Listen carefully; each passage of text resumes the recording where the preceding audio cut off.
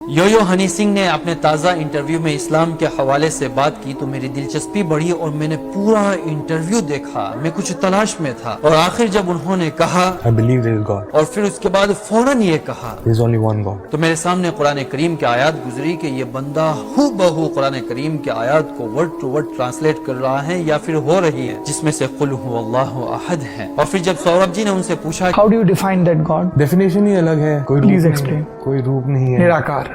کوئی نام نہیں ہے, کوئی گیج نہیں کر سکتا, کوئی میجر نہیں کر سکتا انرجی پاور کو. تو بے شمار قرآن کریم کی آیات گزری جس میں سے لا تدرکہ الابصار اور لیس کمثلہ شیء ہے. اور پھر جب وہ پہنچے ہیں کہ وہ ایسی ذات ہیں جس کی کوئی انت نہیں, انت بھی نہیں, آنند ہے.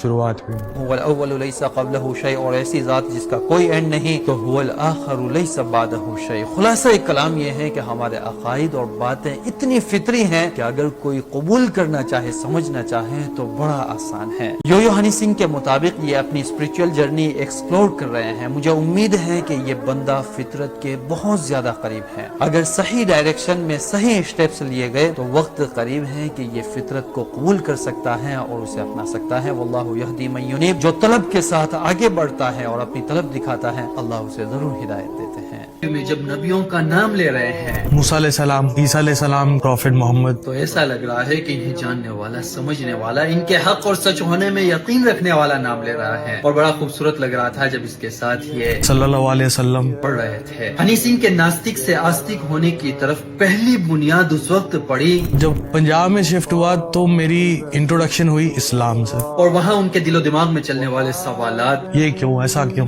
ویسا کیوں, کے جوابات فقیر اور سنت سے ملے جسے وہ بڑی زبردست کہانی کہہ رہے ہیں. ہنی سنگھ تک میں قرآن کریم کی ایک بڑی خوبصورت آیت پہنچانا چاہوں گا جو انہیں اس جرنی میں مددگار ثابت ہوگی. سورہ نحل چیپٹر 16 ورس 89 میں اللہ فرماتے ہیں وَنَزَّلْنَا عَلَيْكَ الْكِتَابَ, ہم نے تم پر قرآن اتارا ہے. 4 کوالٹیز ہیں. تِبْيَانًا لِكُلِّ شَيْءٍ, تمہارے دل و دماغ میں جو سوالات چلتے ہیں اس کے نتیجے میں تم ادھر ادھر بھٹک جاتے ہو. آ جاؤ یہاں. سارے سوالوں کے جوابات ایسے لاجک اور ریشنل کہ تمہارا دل و دماغ مطمئن ہو جائیں گے کہ نہیں یہ حق ہے. ہدوں, اس کے نتیجے میں تمہیں سیدھی, صاف ستھری اور پاکیزہ راہ ملے گی اور ادھر ادھر کی گندگی سے تم آزاد ہو جاؤ گے. اور رحمہ, اور بس ذرا تھوڑا چل کر دیکھو تمہیں احساس ہو جائے گا کہ میں گندگی سے پاک صاف ہو کر اب میرے دل و دماغ میں چین و سکون اور اللہ کی رحمت اتر رہی ہے اور جو اندر کی بے چینی ہے وہ بھی دور ہو جائے گی. وبشریٰ للمسلمین, اور اگر اسے تم پراپر پریکٹس کرو گے تو اللہ کی طرف سے تمہیں خوشخبریاں ملے گی کہ زندگی یہاں اینڈ نہیں ہے. مرنے کے بعد ایک لمبی زندگی ہے جہاں اللہ نے تمہارے لیے اتنے انعامات